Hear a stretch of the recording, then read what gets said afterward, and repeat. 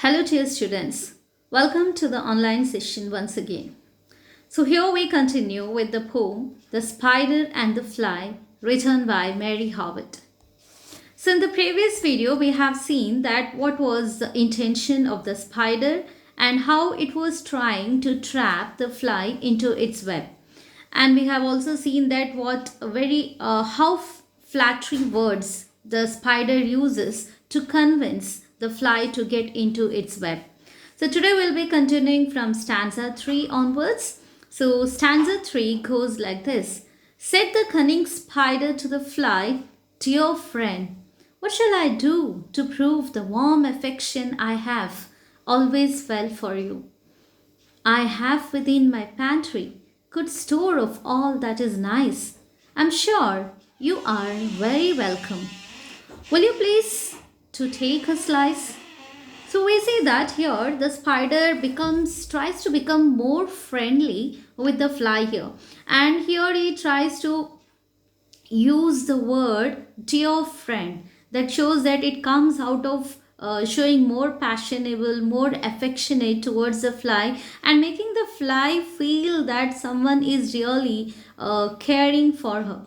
So here we see that the spider actually also symbolizes not only to the evil minded people, but also here we can say it also to the male gender here, who always try to flatter with the words and try to with the female genders. So here the spider becomes more friendly towards the fly and says that, dear friend, what shall I do? So the spider shows like he is having, his heart is full of love and affection, and he doesn't know how to express it or how to make the fly understand that how much he loves the fly and how much he cares and how much he have that passion for the fly. And he's asked the fly that to prove, how should I prove the warm affection that I have and always felt for you?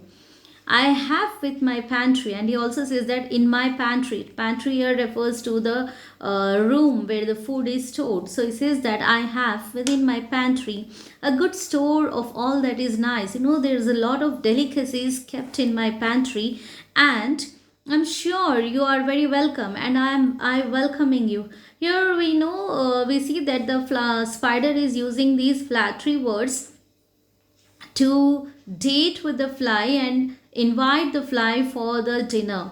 But we see that the fly seems to be very wise and also aware of the tax or the tricks of the spider, denies his invitation. So the cunning spider calls the fly, dear friend, and what should I do that I have to prove my love, my affection, and my consideration for you, which I had always felt for?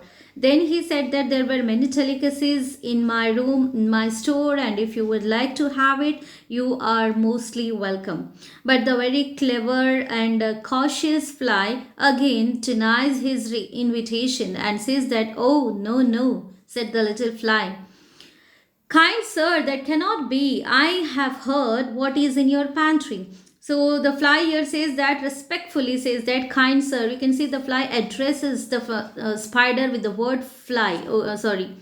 Sir. Okay. So here we see that the little fly respectfully declined the invitation and tells, saying that could not be as she had heard what was there in his store and that she had no wish to see actually what he had there. So already the fly has enough knowledge regarding what type of food that the spider stores in its room or in its pantry, and that is why the fly says that I have no interest to see and no wish to see what is there inside, because I'm not interested, I'm not feeling to have anything. And with much respect, with due respect, the fly denies spider's invitation.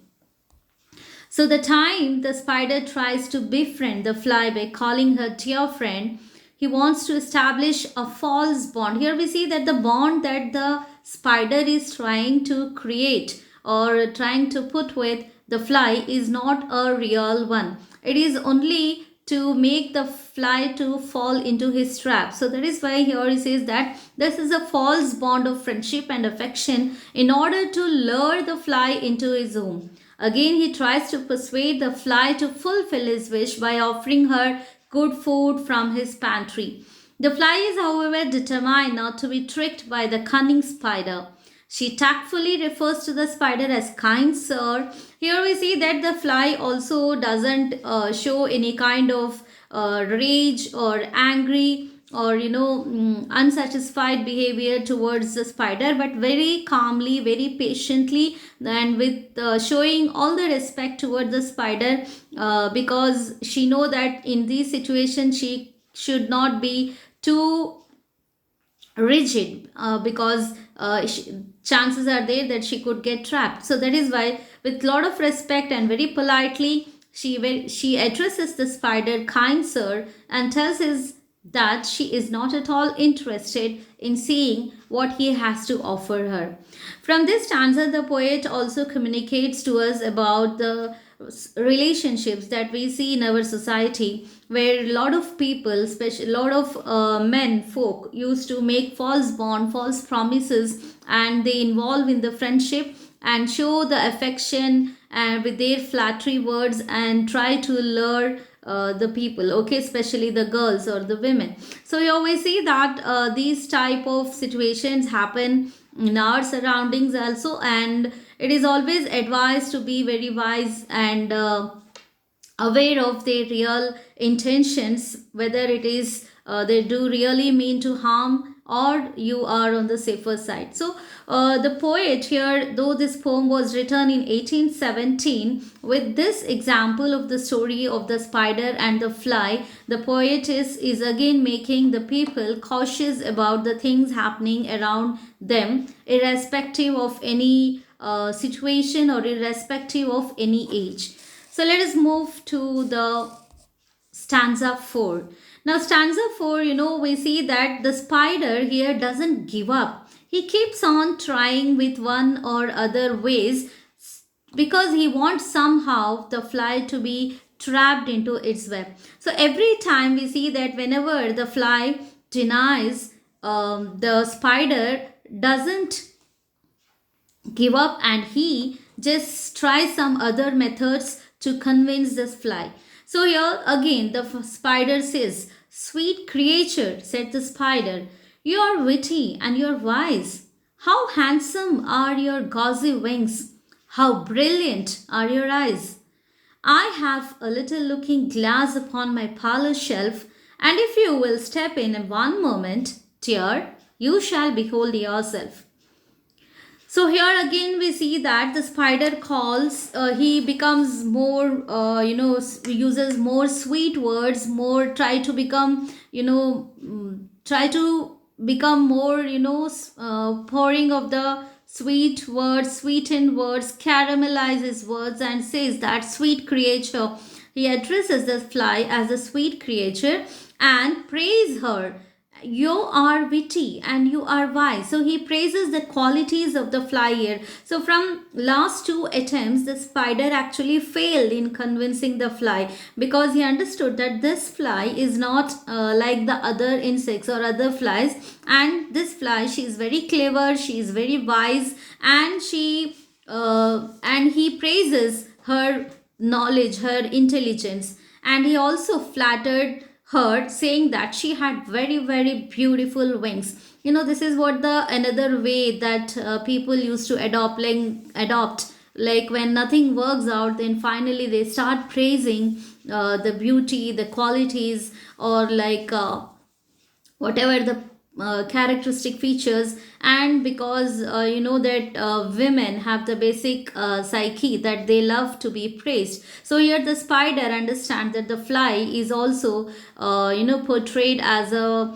female character personified, and believes that by praising the fly he can try to flatter her more and try to convince her. So with this intention he flattered her, saying that she had very, very beautiful gauzy wings. Gauzy here means Actually, gauzy means here, very light and very, very transparent wings of the fly here. So he says that you have very beautiful wings, and her eyes were very, very bright. And he said he had a very small mirror in the parlor, and if you would really want to admire yourself, admire your beauty, and you want to see that how good looking you are, how beautiful you are, you can just step one moment into my parlor, dear, and you shall behold yourself. You shall behold yourself means, and if you step into my drawing room, and that if step for a while, she would have a glimpse of herself, means she would be looking herself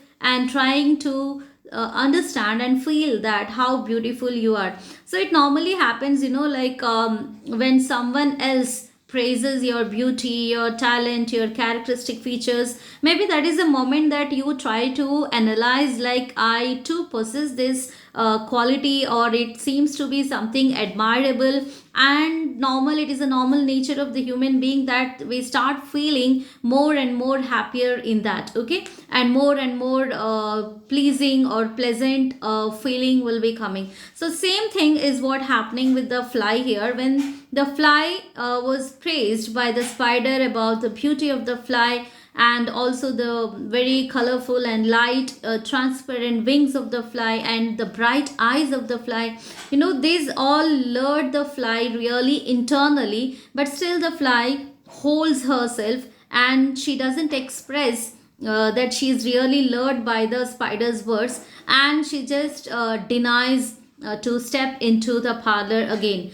So here she says that, I thank you, gentle sir. So very politely, again you can see that everywhere the fly uses very polite words, polite expressions. And again she says that the fly politely says that, I thank him, and she says thank you. That is, with all her heart, she says thank you, gentle sir. Gentle sir here again shows that she has sufficient respect for the spider, though she was aware of his intention.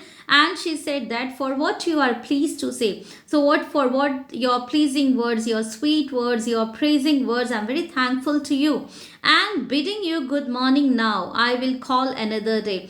Now here you can see that the fly seems to be more clever in her action, because she understood that if she stands here for some more time, or if she continued to be here, so there definitely she will be falling into the words of the spider. So she bids him good morning, and then she try to leave the place and tell him that she would come some other day.